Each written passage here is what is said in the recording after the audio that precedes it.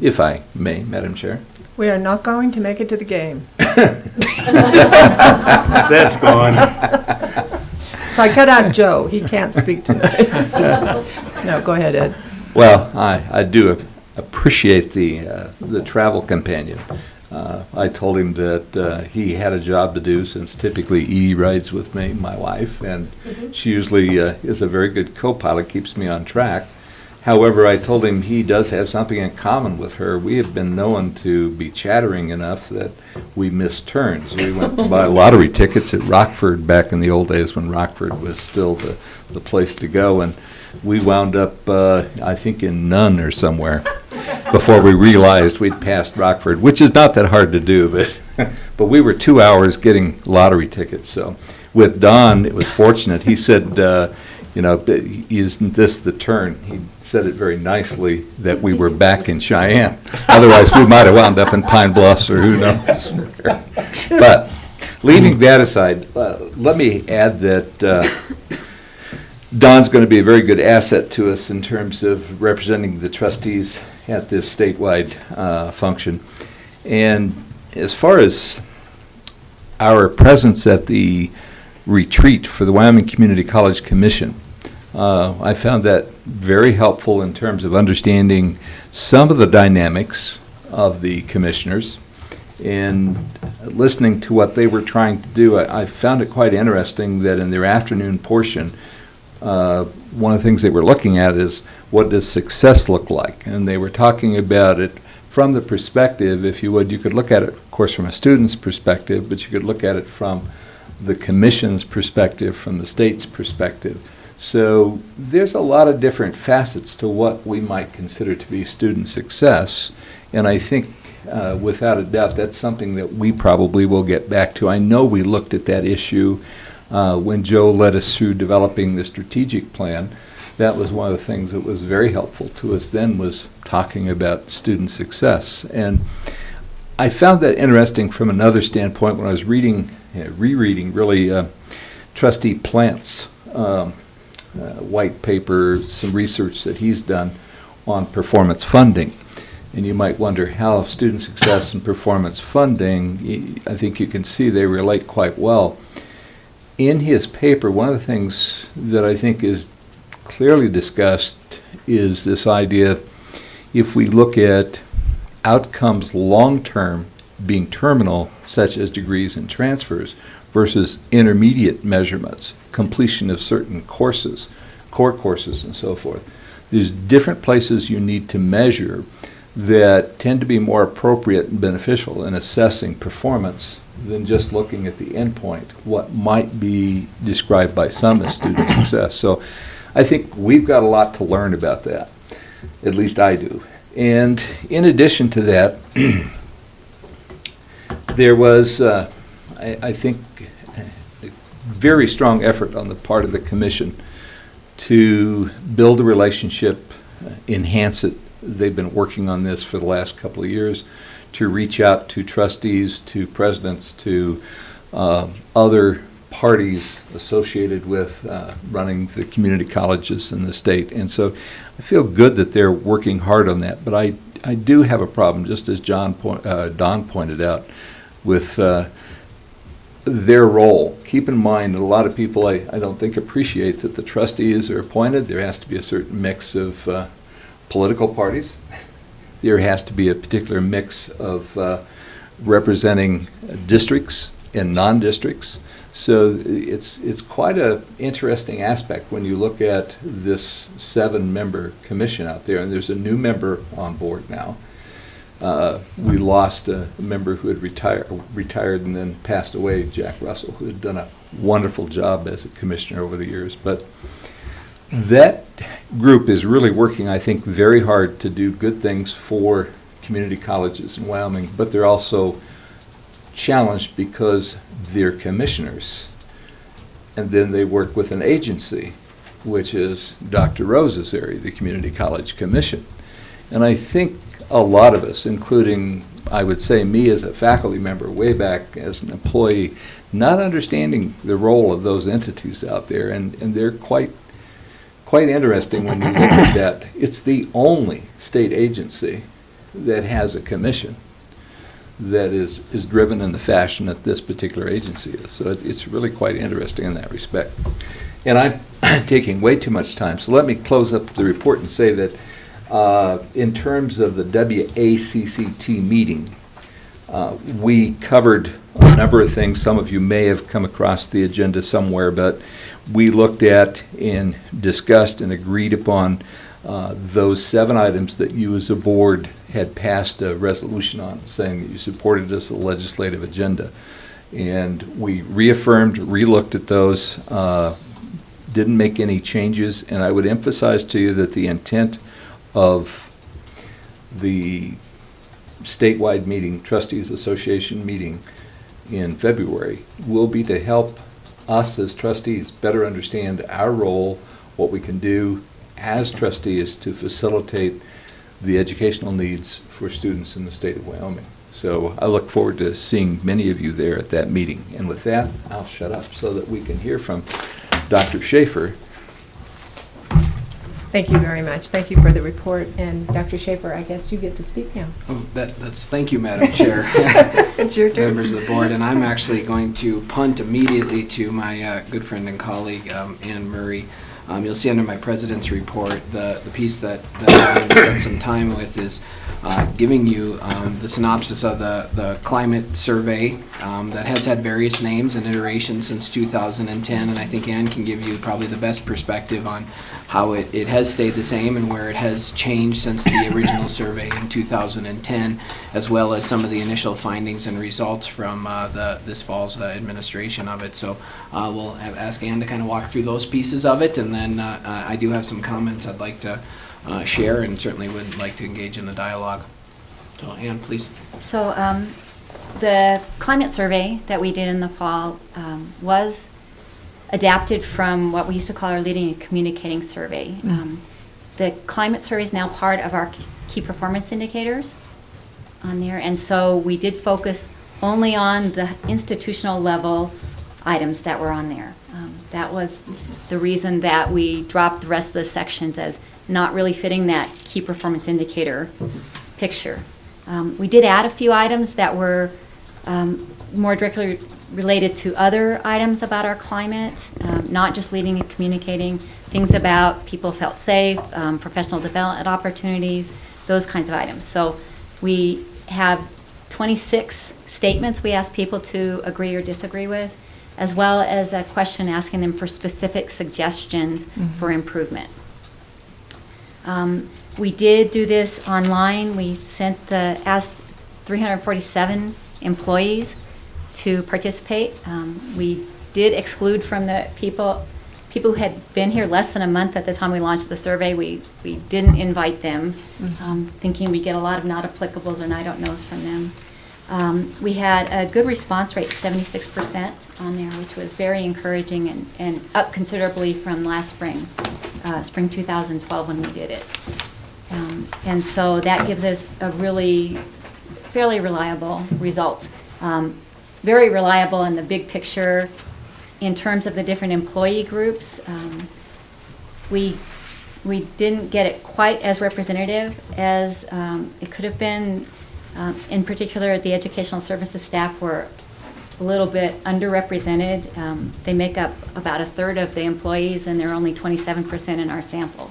So as we drill down to their, the more we drill down, the more the results represent one person's opinion. But again, at the institutional level, these are really reliable results. This is really what employees as a whole are feeling. And looking at the results, just kind of to summarize, with those 26 statements, we asked them to how well they agreed with them. They were generally positive on the right side of agreement on the statements. Some of the statements are negatively phrased, so we actually wanted employees to disagree with those. And in general, on most of the statements, we were on the right side of agreement. It wasn't necessarily strong agreement, and I know Dr. Schaefer is going to speak to how we're going to use these for improvement on there, but it was a fairly positive picture. Most of the ones that were negative, skewed on the negative side, came related to communication between departments, policies and procedures on there, and also came up in the comments in the sections. When we did a textual analysis, our initial analysis of the comments, we identified 3 major categories. They were leadership, which had about 1/3 of the comments, communication, which was about 25%, and change management, which is closely related to leadership. We split it out because so many were specifically about how things were changing. That was about 20%. And then there were some other miscellaneous categories, but none of them had more than 10% of the comments. So we will still be looking at those. We're going to be refining our textual analysis, thinking with College Council and other people that those will probably lead to action items, which I'll let Dr. Schaefer speak more about, and maybe adding some items to the survey so we can really get at measuring what the climate is. The other thing I wanted to just describe briefly was we did with the items that were the same as last year.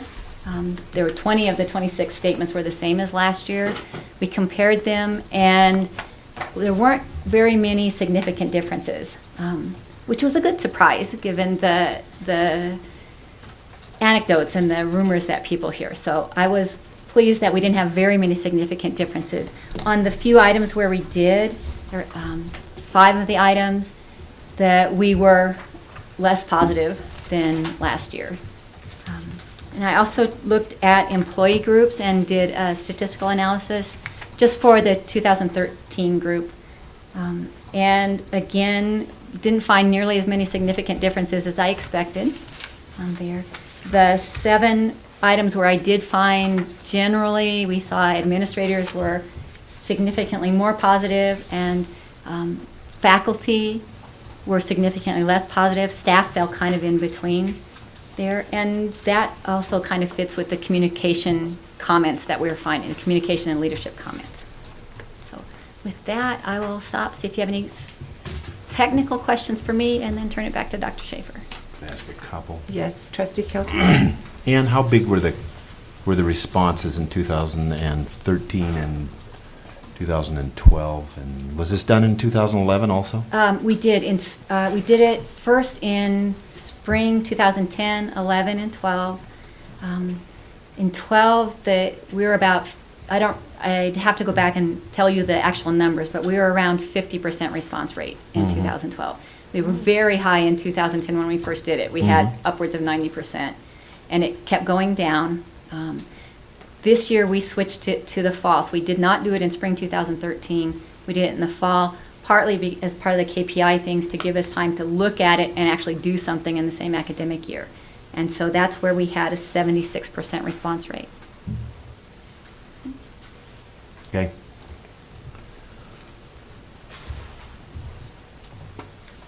And certainly make yourself available. So, Madam Chair, members of the board, there's good information in there. One of the first things that I want to comment to is to your comment, Dr. Kilty, about the changes from 2010 and 2000 to the 2011, 2012, 2013.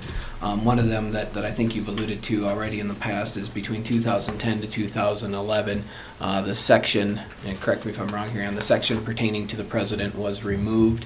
My understanding is at that time it was because of interim president and those things was not added back in because of what we believe to be your approach to evaluating the president, and that's why you don't see that in there. The specific things pertaining to supervisor, and I don't remember if that was removed this year or last year, or This was the first year we took it off. we took it off, was essentially because we intend to manage supervisors and manage those folks and actually do the evaluation in a much more comprehensive nature, and a campus-wide, everybody participate instrument to ascertain the effectiveness or what they view their supervisor at is basically giving us an indication of how the campus feels the institution is run. And you can get those results from this survey already when you look at issues pertaining to communication as well as work schedule, pay, equity, and those types of things.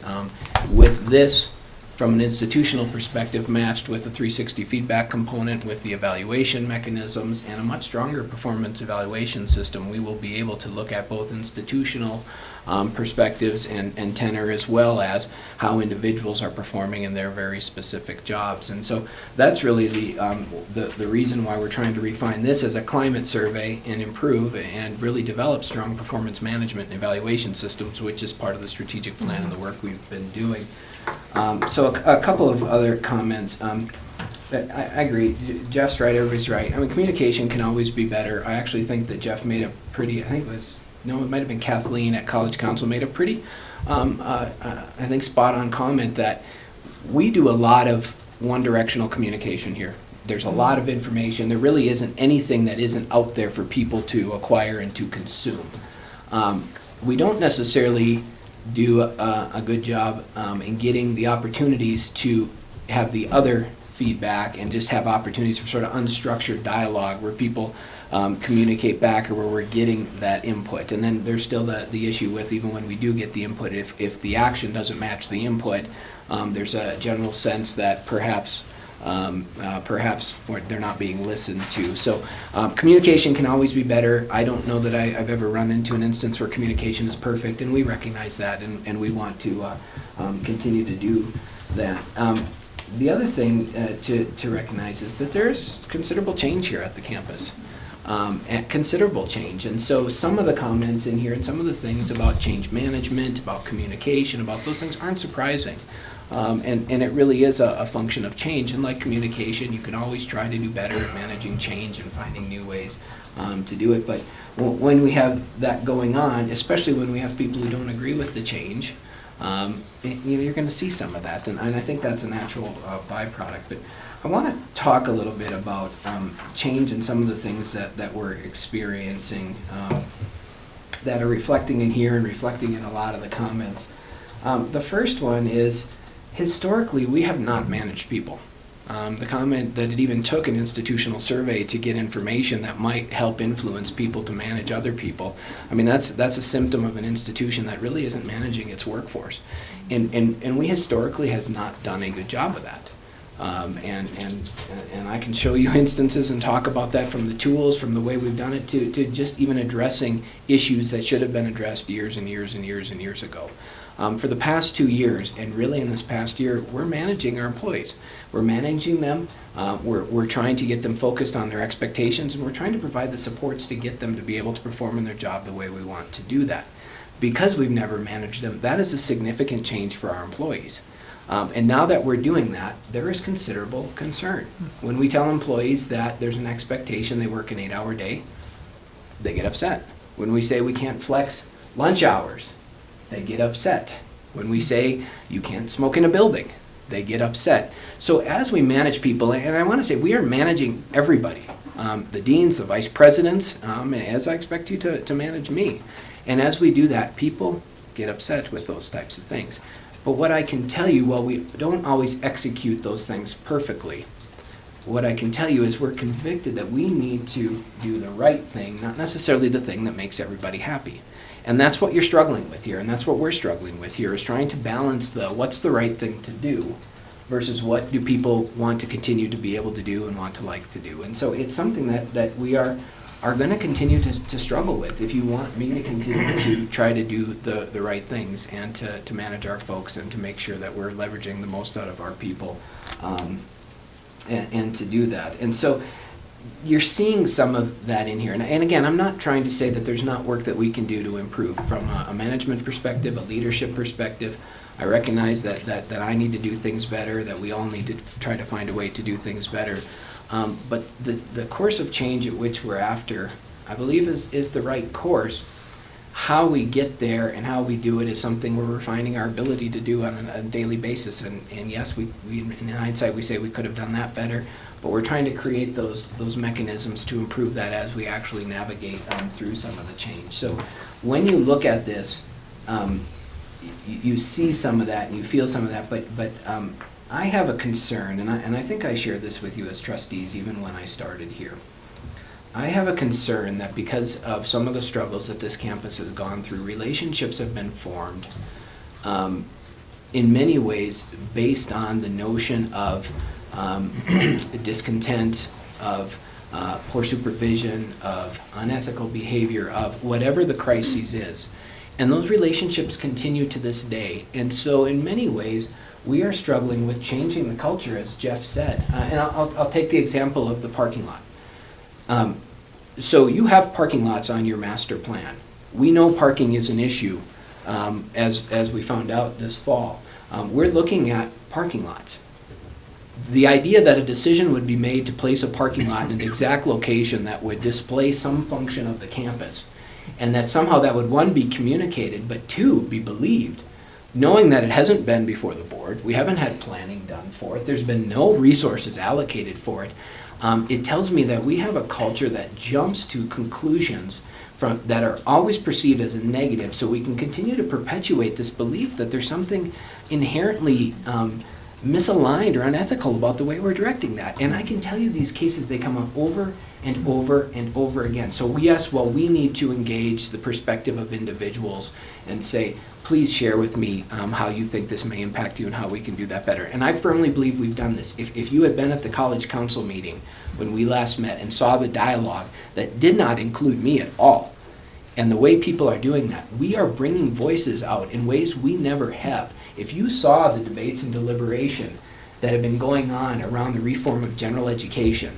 and the curriculum development, those types of things, we have people stepping up and speaking out in ways we haven't. Somewhere we have to battle that concept that we want to jump to the fear of this is happening to me, this is the decision, the job description is final, the parking lot is going in. And if you step back and just think for 2 seconds, could this actually be true right now? You have to stop and think that. We have to somehow curb that. And I think we're making some headway. It's escalated by change. I get that. But sooner or later, we have to step back and say, we are not here to inherently be evil to people. We all have the same intent and the mission of what we want to accomplish at this institution. So let's have those dialogues. Let's have that. Let's give the benefit of the doubt. Because I can tell you, outside of some cases where we've had small management decisions that, yes, I admit, and Jeff knows a couple that I could think of, we should have stopped and had a broader conversation, I would ask you to show me a major decision that we've done that people have completely been unaware of, that has directly damaged or hurt an individual or a student, even when it's the best thing for the institution. And I struggle to think of those examples. There are things we could have done better, sure, but it wasn't without debate, wasn't without opportunity for communication, and it was certainly for the right reason. And so we have to change that culture and that perspective. Of all the things in this survey, the one I am most concerned about, the one that I think is the area we truly need to focus on, is the comment that pertains about the fear of expressing one's voice. And I've struggled with that one because in an environment and a philosophy of shared governance, in a push to be transparent, in a broadening of inclusion on major institutional decisions, the fact that comes out of there worries me. But one thing that I want to make sure is clear, because I've had just in this last week 3 instances where this has happened. That is not solely a reflection on I can't speak up because I'm fearful of administration. I've had faculty and staff in here fearful to speak up because of the way they would be treated by their colleagues and their peers. So I want to make sure that's clear. This is something we all are having to grapple with, and we're going to get there. It's just taking time. And you know, if you remember back to those conversations I shared with you, even 6 months ago, it's going to get noisy and rocky as we start to move through and really get the institution where it needs to be. And I hope you question me hard. I hope you ask me to demonstrate that I'm doing what I'm saying, but I also hope that you put some trust in this process and know that we gotta work our way through it. And we'll continue to try to improve it. We'll continue to try to do things better, but Madam Chair, I've probably said enough, so thank you for the opportunity. I thank you for the emotion that you have in this, because I think it tells me a lot. And I guess we're not having a parking lot put over a community garden. So that one's solved. Well, not yet. We need parking lots. We'll have to have that conversation. So what I really hear in this college is that if you have a question, if anyone you know has a question about something that's happening that might be a problem, just call Joe and talk to him about it, because that's what I've been doing when I hear those types of things. Is I go in and I say, Joe, I just heard this. Is this true? And he goes, no.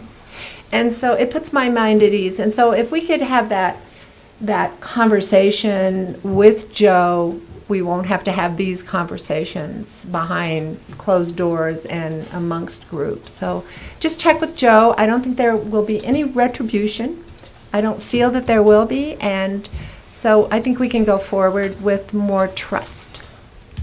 Would you like to say something? I would love to say something. Okay, go ahead. I've been way too quiet. No, You know, Joe, a lot of the things that you mentioned there, I'm sure are true, that when you get an institution that's in flux and change, you get a lot of angst. And I have actually informally gone around and asked people, I said, look, there's all this fear in here about speaking your mind and things like that. And I said, when was anybody fired for doing something like that? No one can identify anything like that ever happened. But recently they've been saying, but if I speak my mind, I will not be considered for promotion.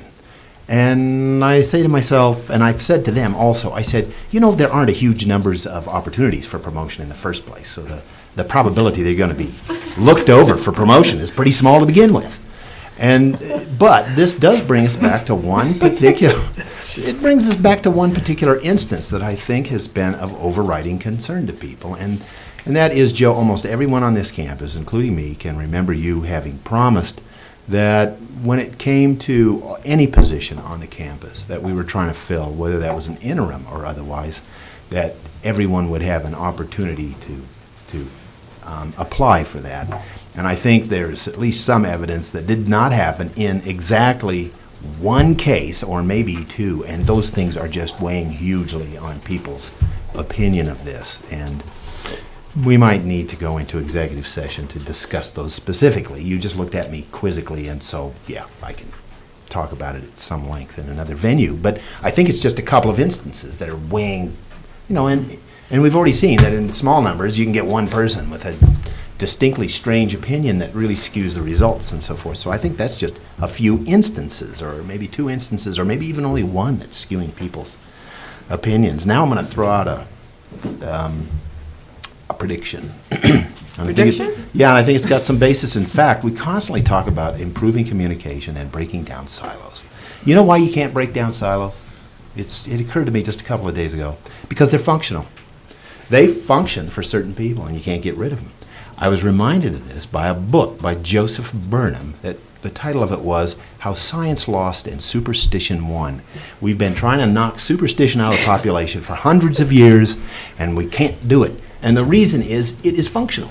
Mm-hmm. Silos are functional. Mm-hmm. They provide clearly demarked territory for people. And for the people at the bottom of the silo, a lot of these people, I'm going to say this knowing it's just going to cause an absolute hornet's nest to rise up. I've been stung by hornets before. I ain't afraid of them anymore. Anyway, at the people at the bottom of the silo, some group of those people have managed to bully their managers into not managing them, and the silo protects them from all other places. And so I'm going to guess that no matter what you try to do, Joe, and I just want you to know that there's no point beating your head against the wall forever on this, communication may not improve. And you may not break down the silos, and these are complaints that are perennial. Yep, like dandelions. Very well put. So, I did, however, I would like to talk some more if it's okay with everyone. As long as the night is running long, I'd hope we get out of here early, but I'll just mention a couple things. I went back and just compared these results to the results we had in 2010, and I thought we had a pretty poisonous climate on campus in 2010. And if you looked institution-wide in 2010, we did really well in many regards. My work schedule is fair, my pay is fair, my workload is fair, my job responsibilities are fair, I'm treated like an individual. And you look at those here, and we do just as well on those as we ever did. And the institution did pretty well on those. The job responsibilities being fair, we've climbed down a little bit from that. We don't do quite as well as in 2010, surprisingly enough, I'm fearful about my job at LCCC. We deteriorated a little bit there, and maybe that's just a function of change. That's a possibility, but you're going to have to expand the survey before you figure that one out. We do a better job, and on there is good communication within my department, and we did pretty well, I thought, originally, and we've done even better on it now. That was an improvement. Tiny improvement on my knowledge of the college's goals and strategies has improved. Tiny improvement there. Open and ethical communication, tiny improvement over 2010.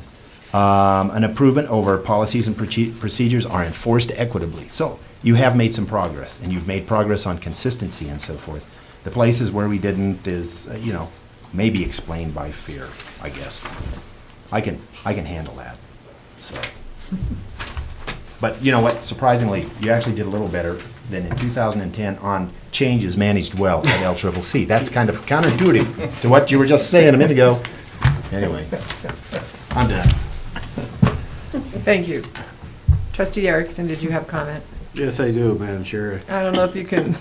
Well, I don't have the glibness in some of the observations that Trustee Kilty has, but I do want to sort of pick up on the silos analogy that he is. I've been in a number of organizations, including political organizations, and here you have a couple of hundred people working in an organization, and you're going to have silos. They just will not go away. You're going to have people that are going to be fearful. And it's just their personality. It's just the way they are. It's just the way it works. And you can have a goal to minimize. And I think maybe at this point, my quick review, and I didn't have an opportunity to study like Kevin did, and I wish I had, because I just received it yesterday. And thank you, Vicki, for sending that out to the board. But we certainly can minimize this business about fearful for speaking up. To me, that was a kind of a large group of people that were concerned about speaking up. Now, I don't know what would be the minimum amount, but I certainly think we can do something to reduce that. And I'm sure that you're going to address that. I appreciated your soliloquy. It was sort of a catharsis, I know. I'm sure that you needed to have someone to listen to what you needed to say. And I appreciate that you shared that with us and that you were transparent with the rest of the staff that are here. So I think that this is the beginning, and hopefully next year we'll see a reduction on that particular item. Fearful for speaking up because I'm going to whatever. Thank you. Madam Chair. Yeah. Quickly, I just want to say, about 50 years ago when I was teaching at Cary Junior High, there was one gentleman who would actually think up just some wild and crazy rumor and just pop it out in the teacher's lounge and see how fast it got around the school before the end of the day and got everybody excited and upset and thinking this was really going to happen. And sometimes I think that's the sort of thing that happens. People just hear crazy things and then they just think, oh, that's got to be true.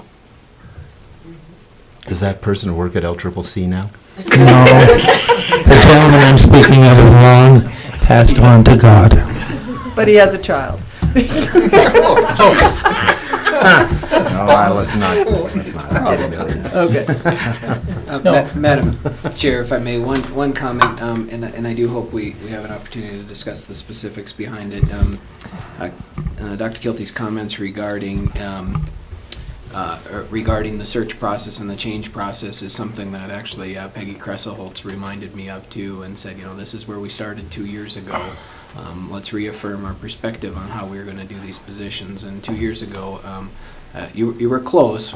What I said and what I focused on was when we create a position or adapt a position that has increasing responsibilities and increasing compensation, we're going to compete those positions. As we've been navigating change and trying to reorganize a variety of different things, there's been cases where reclassification and shifting of employees has potentially happened or may potentially happen, and we've been trying to, that's one of the things that Peggy said to me, we need to look at this and think about this again. That may seem the easiest, but is that the right way? And been doing that. I'm sure you will remind me, but I'm struggling to think of those that have met those criteria of significant increased responsibilities and compensation that we didn't compete.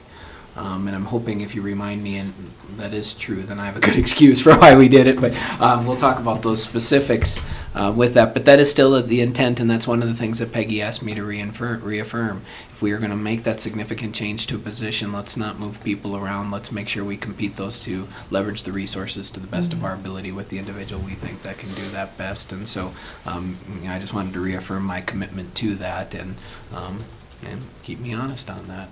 Especially if you believe it's having that much of an influence on the institution's climate.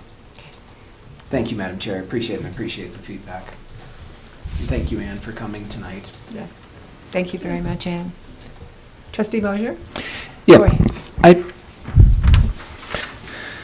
I think we have made some progress. I would agree with Dr. Schaefer that we got, without a doubt, areas to work on. One of the things that concerns me, however, that I don't think we get a handle on with this information, and that is, I think at the cabinet level, we've got some pretty good information. But I don't think we've got some good information in terms of the operationality of the college when you get down to first-line supervisors. And I don't know how you approach that, but I think they set that culture, that tone.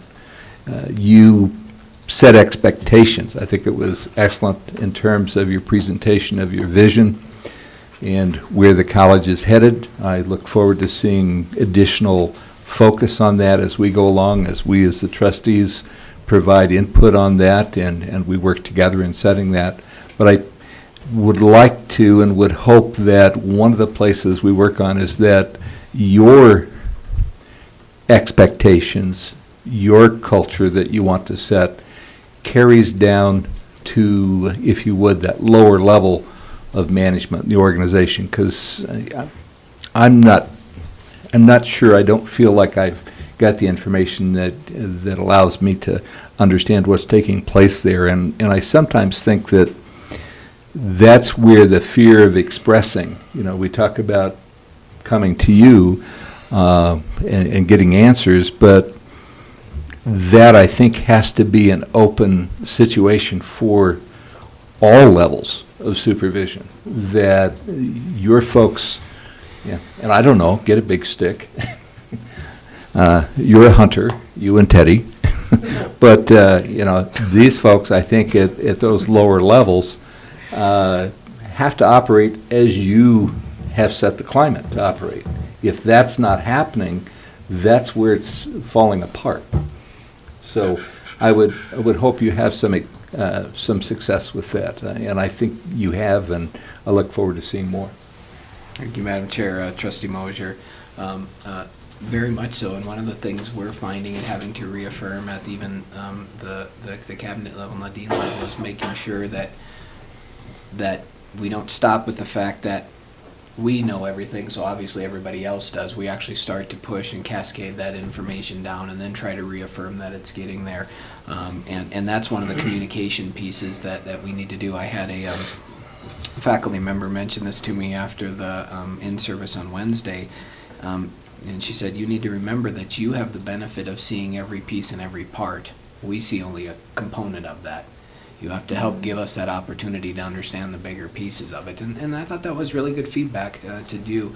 And that's as we get down in the organizational structure, we need to do that. We are making some progress in regards to actually doing both the structural training for those supervisors, but as I said, also the management. And as we manage and manage and manage, it also means change, which impacts the relationships that have existed. And I think that's one of those things that we will start to see as the culture permeates the institution in the way that we want. And as I've said, we've seen some really good indications of that type of discourse and involvement in people that have been traditionally silent here in the last few years. So I'm hoping we keep plowing ahead and get there. Thank you very much. And are you finished with your report? I am, Madam Chair. Thank you. I appreciate that. And I appreciate it too. I think this has been an evening of honesty, which I really appreciate. Board reports, finance and facilities. Any report? There's really no report because our meeting is actually tomorrow. Okay. Because of my schedule at University of Wyoming, we have to meet on Thursdays now, so it got moved from Tuesday to Thursday. We just missed the board meeting. However, the reports are there with a recommendation, so. Okay, so can we do this consent, or we don't have all this information? I think we do have it all. Yeah, you do, you have everything. Okay, so are there any questions about any of these auxiliary fund balance sheets, contracting and procurement reports? Madam Chairman, did you say that you had a recommendation, was a recommendation to approve? Yes. Yes, it is. A consent, Yeah, it's, Okay. we'll just do it by consent. I would second that. Okay, all those in favor? I guess, Guilty. okay. well, no, not really. We're doing this by consent. Consent, we're just, there being no further discussion and likely opposition to the motion carries as written, as a consent. Is that correct? Yes. Thank you very much. So we passed that very quickly. Robert's Rule of Order, right here. Robert rules. Now we're moving on to board policies and procedure, first reading. And I believe that Dr. Schaefer will present all of these because Dr. Fierro is gone. So we have 3 of them.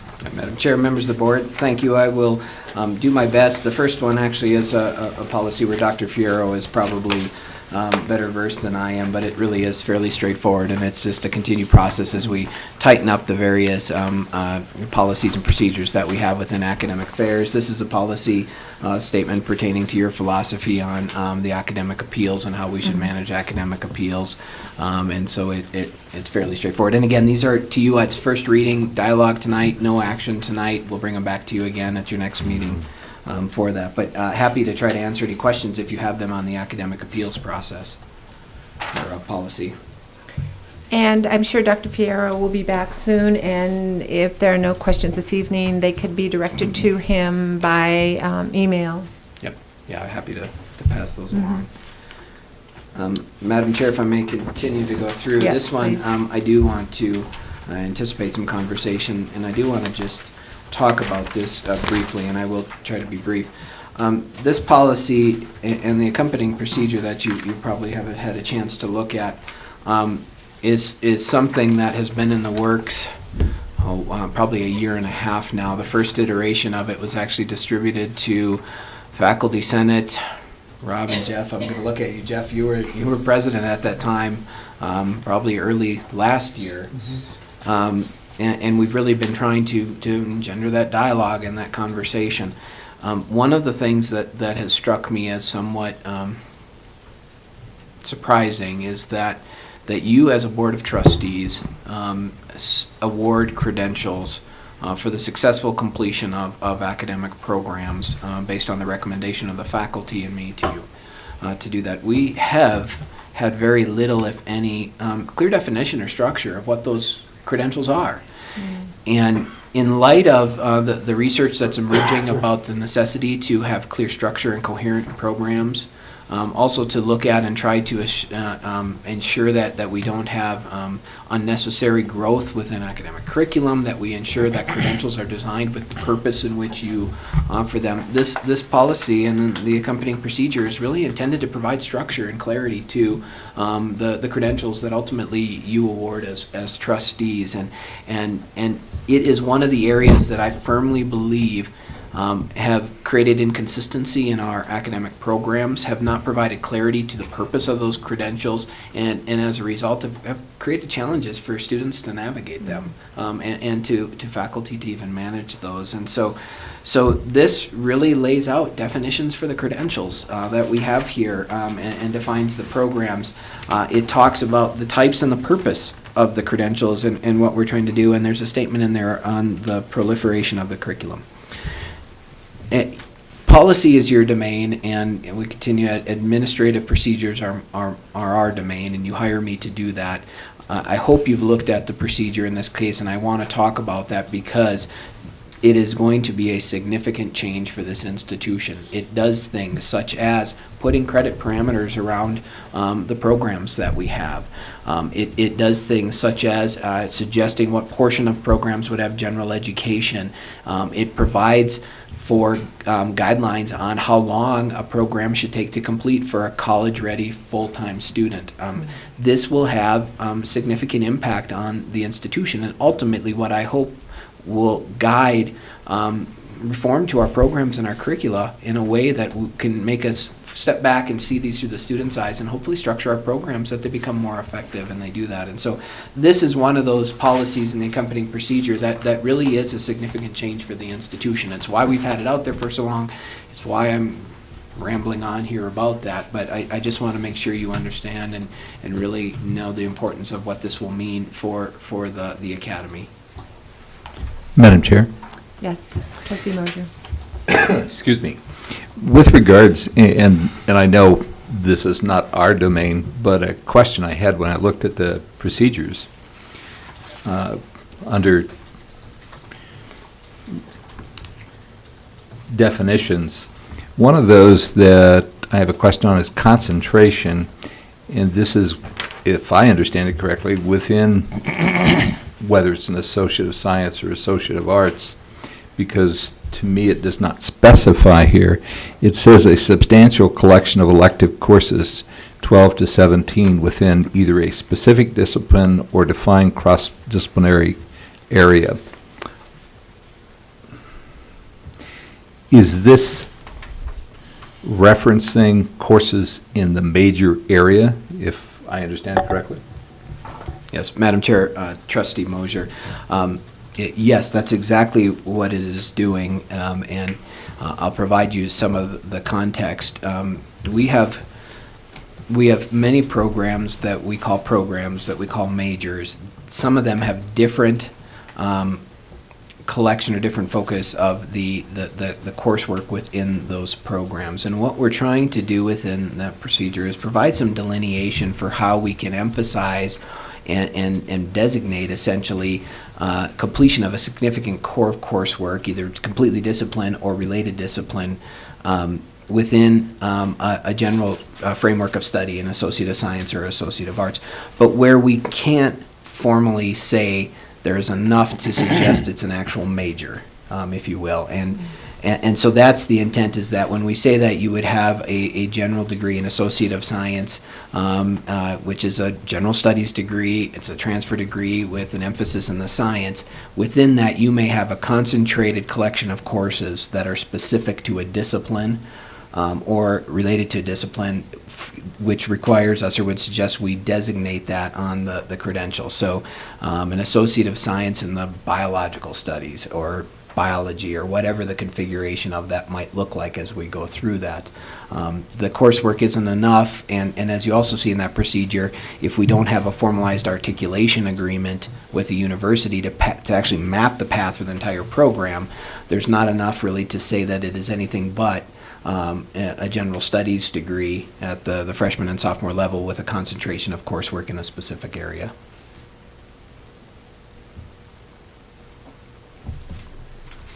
Does that answer your question, Aaron? Yes, but I follow up with regards to that, and this is more general. What now will typically be the core or general ed total credit hours? Madam Chair, Trustee Mosier, the way it's shaping up, the general education program has moved through academic standards successfully.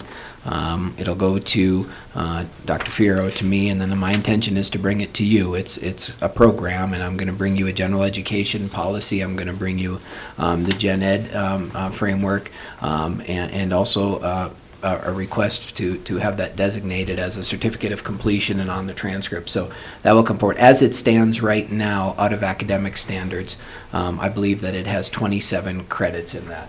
Is that right, Jeff? Do I? Or- I think it's 30. I think it's 30.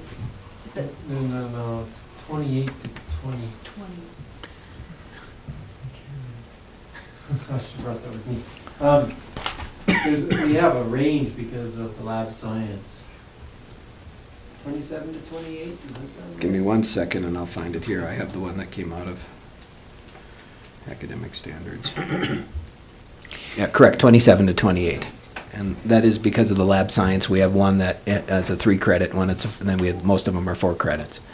So 27 to 28 credits would be the general education core that would exist within AA and AS degrees. Within the applied degrees, that applied component, and I don't remember the language we settled, or academic standard settled on, that is actually 15 credits for an AAS of what would be general education. And you'll see this next Friday when they present it and kind of lay it out for you and everything, so you'll get an idea of what that general education looks like. And this particular procedure went through academic standards? This particular procedure did not go through academic standards. It was shared multiple times with Faculty Senate and went through Faculty Senate. Rob, you guys didn't actually take a position on it one way or the other, I don't think. We got no feedback from any of the senators, so. Um, There were faculty who commented on Eagle's Eye, Yep, and their comments, I think, were appropriate and received, and correct. It went through College Council as well. In fact, it went through last time and passed unanimously. And it's, like I say, it's been out there significantly. Ooh, and I don't want to try to interpret or read into the institution of that perspective. Certainly there are things that I know faculty have concerns about, may not completely necessarily agree with, but I think in general, this is one of those cases where this policy and procedure is taking us is generally received. How we get there is the piece that's going to be kind of difficult to navigate, and we'll have to kind of work through it. But there are significant, like I say, changes to that, not only credits, but one of the things we call many programs here a major. And philosophically, and again, I've influenced this, and so I will take the blame or if you have it. Philosophically, to say we have a major in something that never moves past the sophomore year and really doesn't have the opportunity to have a significant body of content in it, it to me is an oxymoron. To continue to have majors, because there's emerging research that tell us the sooner students pick a program of study, the more successful they're going to be. So I think that is the right approach. What we're asking faculty to do is to work with a university partner, just one, to truly map out an entire curriculum from start here to completion of the bachelor's degree.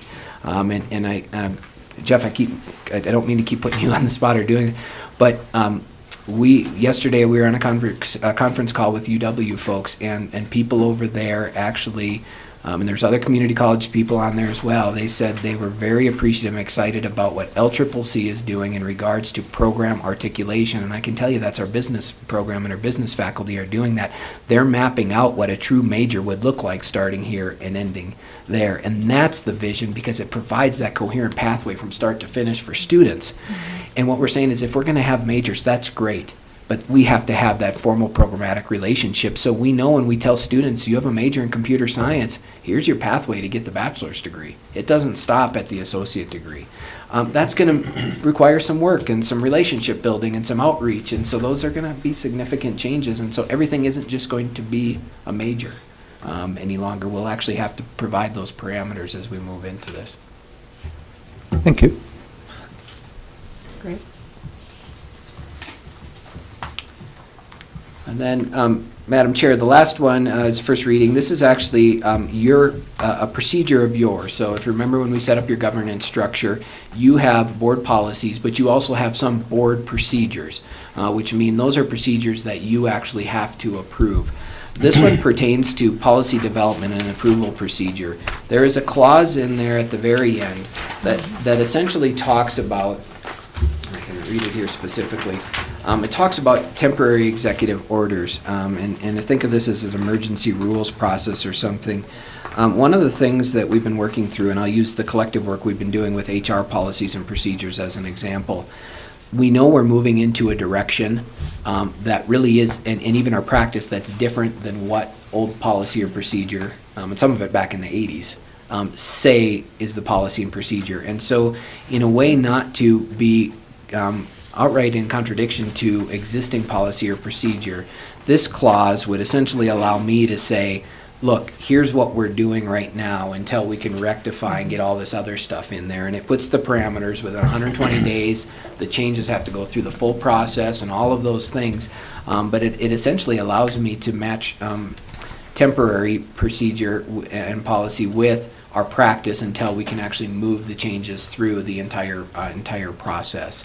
And so it's a way for us to continue to formalize the communication of where we're going and what we're doing when it differentiates or is different than what we've got on the books essentially. And the project we've been working on, and thanks to Deb and Tara for this, it's just a comprehensive project that takes time, but when we know we need to be doing something different than what old policy says, we need to have a mechanism to formally state that, and that's essentially the change to that procedure. Questions? If not, do you have a question? No. Okay. If not, we'll move to number 7, approval items. We have had plenty of time to look at these 3 items, 4.1, 4.6, and 4.7, and there being no further discussion and likely opposition to this motion as a group, as written, I would say that we approve. Excuse me, I'm into something beyond that, I guess. And I'm having a little difficulty getting back to the agenda, and I don't have Tara to help me. Something beyond this, or something No, that where no, Joe the 3 was? items that you just listed. Oh, You okay. listed them by numbers. Let me say them. Accounting policy, Okay. investment policy, and audit policy, and we saw those at the last meeting. Yes, and then we had an opportunity to review them now. Yes, we did. I do have, Madam Chair, I Yes. do have a question and a comment on the investment policy. Okay, perfect. Okay, and Carol, if you could summarize how we are doing our investments at this time, into what types of investments? Currently, not currently, forever, we have been restricted in the types of investments that we can have under state statute. And they are I can't think of a term, but they're not risky at all. They're kind of a fixed investment, mostly certificates of deposit kinds of investments. And what percentage of our investments would be in the certificates? And do we have any of the securities or bonds? No, we can't. No, can't do securities, can't do bonds. Correct. So everything right now is Pretty much certificates. of deposit. Right. Okay. Thank you. Thank you, Carol. And I have a comment then. In the middle of that policy, it says, therefore, it is the policy of the board to invest public funds in a manner which will provide maximum security and investment returns while meeting the daily cash flow demands of the college and conforming to all state and local statutes governing the investment of public funds. I think that you answered my concern when the ending of that particular question, conforming to all state and local statutes governing the investment of public funds. My earlier concern was I thought there might need to be a little more specificity by us relative to the maximum security. But with her comment here, I feel comfortable with the way it's stated now. Perfect. Thank you. If there is no further discussion, we will pass these 3 items. Thank you very much. Need a motion? No, we're doing it by consent. We're doing it by consent. It's a new process. Could somebody explain that? Tara. Tara will explain it. Get out your vote. Okay, There's the book. before we go to the explanation by our legal counsel, generally, from my knowledge of consent agendas, it's usually at the beginning of the agenda, and then all the items that are going to be by consent. 198. Plotting, we're changing things. We're changing. Oh, change We're is, trying to make change this is more very hard. streamlined. Get ready to type. I want to get out of the General way. consent. Business can be expedited greatly by avoiding the formality of motions and voting in routine business and on questions of little importance. The chair assuming general unanimous consent until someone objects. It does not necessarily mean that every member is in favor of the motion, but that knowing it is useless to oppose it or even to discuss it, the opposition simply acquiesces to the informality. Thus, in the case of approving the minutes, the chair inquires if there are any corrections, and if one is suggested, it is made. When no correction or no further correction is suggested, the chair says, there being no corrections or no further corrections, the minutes stand approved. While routine and minor matters can be rapidly disposed of in this way, if at any time objection is made with reasonable promptness, the chair ignores what has been done in that case, even if he has announced the result and requires a regular vote. So that's the process for general consent. All Are right. you objecting? Am I objecting to the consent agenda? No, to I'm the not policy. objecting, no, I'm not objecting to the consent agenda.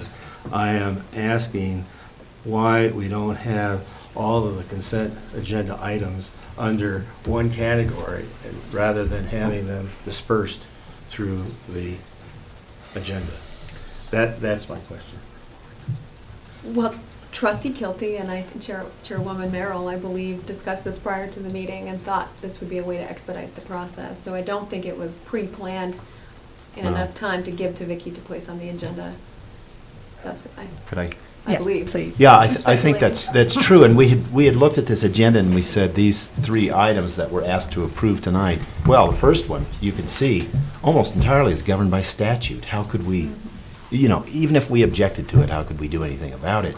So it seems to me it falls under the heading of a trivial matter, and the chair has the power to assume consent and just say there being no reasonable expectation of any objection to this. Once discussion is finished, she can just say this matter passes as written. And that's what we're doing, is hoping to speed up the process. But what we can see at this point is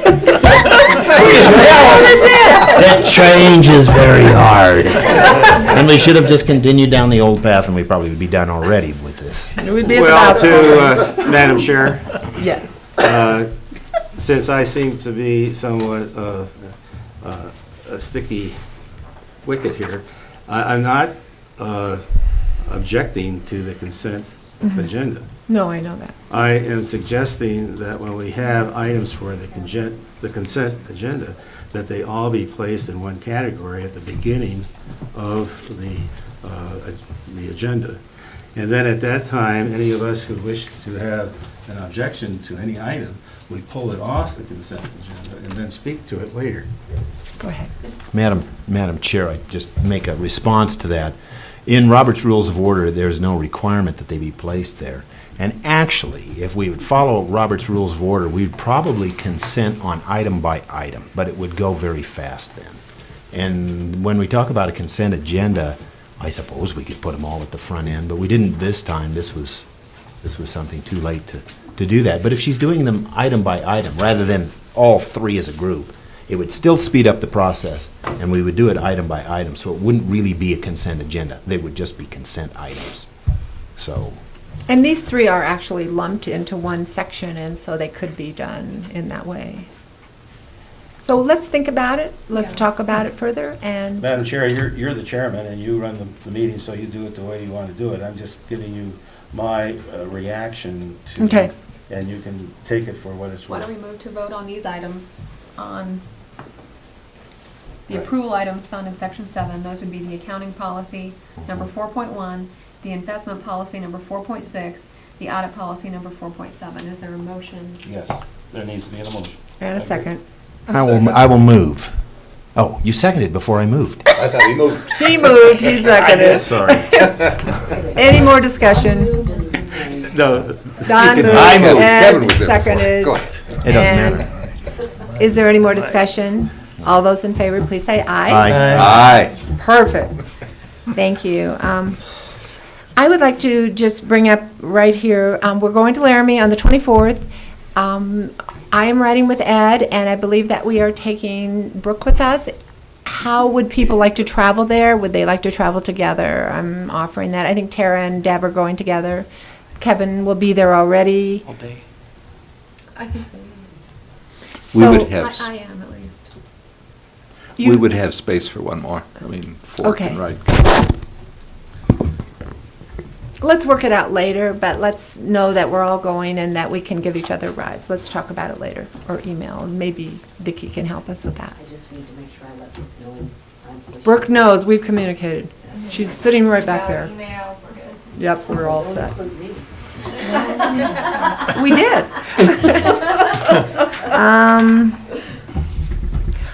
Next, we have recommendation to approve the building authority position.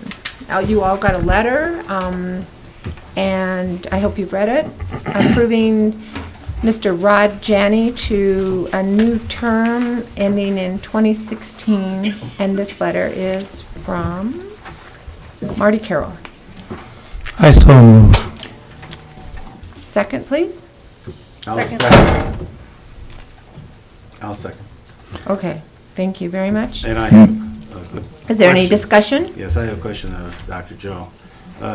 Could you summarize for us what the authority is currently overseeing in terms of, I suspect, the revenue bonds for the residence hall and whatever else? I'm sorry, I just haven't been brought up to speed on that. Madam Chair, Trustee Erickson, I would love to have Carol summarize that for you. Since she's at the podium, I'm sure she Madam Chair, Yes. I know that Trustee Moser has another question that might help if I answer his question first, and then that'll help explain the answer to. Okay, go ahead, Trustee Mosier. My question was their function, their role with regards to LCCC, and you have that, I believe, in terms of their structure, right? You're talking have- about the building authority? Yes. Okay. I have the Articles of Incorporation, and this entity was formed in June of 2005. And the corporation is a public benefit corporation as defined by State Statute 1719, 1804, formed for the purpose of financing, constructing, owning, and operating real and personal property to be used by the community, Laramie County Community College District, one or more, and it goes into that it's a political subdivision. So basically, it's a financing mechanism for us to use. It gives us greater options for the types of financing that we can use, that the district can't and the building authority can. And the structure is such that the building authority owns or issues whatever financing, and in the case of the residence hall, it's a revenue bond. And then the college leases that building and pays rent, and the rent is what is used to pay the bonds back. So that's kind of the structure of that. Are there any other building authority activities going on besides the residence revenue bonds? Yes, we have.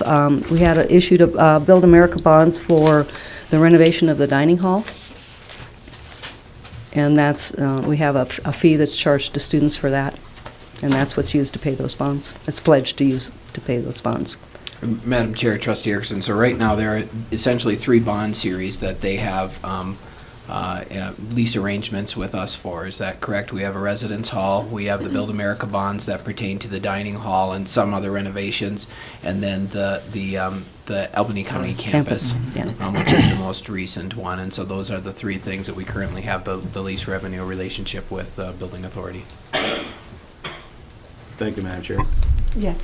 Madam Chair, in addition, then I had the question of relationship with us. I know you've read their charter, but how do we interact with them? And I'm not sure whether you or Joe wants to, and my question really speaks to, do we go talk to them and say we want this? Do we, and I say we, the board, what's the board's relationship with this group since we're approving or recommending people for this role on that entity?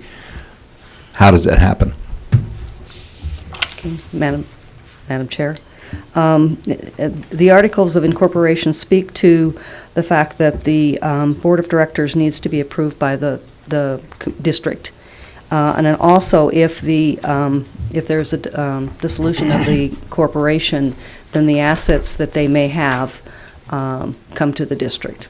And it's silent to any other relationship.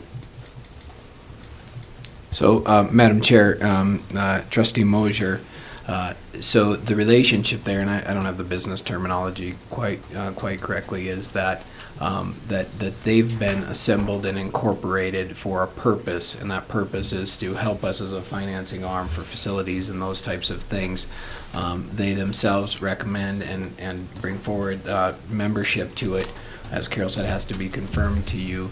The relationship from then is really a collaborative one in which they're a mechanism that doesn't necessarily seek out what we want to do, but when we have an interest in constructing a facility or doing something like that, we can go to them with that interest and say, here's what we would like to do, here's how it would work.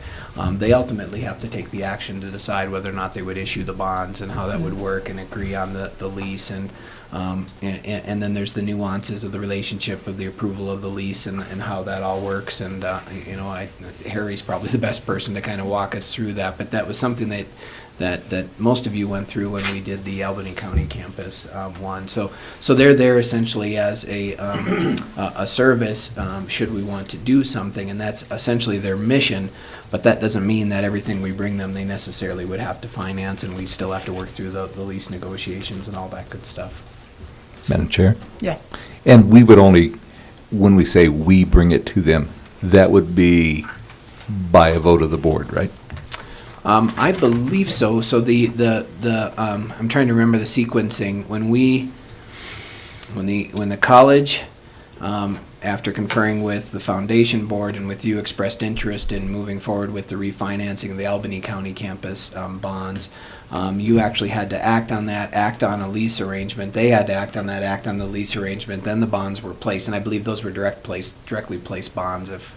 Yes. I believe so. So it's a dance there that requires formal approval for you to actually move into those types of relationships. Thank you. Did I have that right, Carol? Yes, you did. And the question I had is this a paid position? And the answer is no. No. And so, just to make that clear. They get lunch. Yeah, like us. Or Right, we dinner. have great lunches for them. Oh, they do? Salads generally. Okay, so we need to. We have a motion. It's been made and seconded. Thank you. Also, thank you very much. And as, all those in favor, please say aye. Aye. Aye. Is there anyone dissenting? I abstain. Abstain. Ed abstains. Thank you very much. Thank you, Carol. Thank you. Additional items, you can read yourselves. Next meeting's the 24th, and then the first meeting in February will be the 5th, Wednesday. Is there any new business to bring before the board? Madam Chair, an announcement, if I could. Sure. When I was giving the report, I neglected to mention that a date was set, and it's good that you can plan ahead with your calendar. The next summit for that the WACCT sponsors will be October 9th of 2014. It'll be at the Hilton Garden Inn in Laramie. A little larger facility than we had last time, so we can handle the increased numbers, but that should give faculty, staff, board members, and others who might like to attend that a heads up in advance. October 9th, 2014. Thank you. Very valuable. Any other new business? Any remarks by visitors? I don't think we have any, but, okay. Madam Chairwoman, if there's no more new business, I move that we adjourn this regular meeting, recess for a few minutes, and reconvene at, say, 5 minutes of 9 in executive session to discuss a personnel matter. May I have a second? Second. All those in favor, please say aye. Aye. Okay, 5 minutes. We're not going to make the game. What is the score? have a score? Does anyone know the score? We're up by 2 with 5 seconds to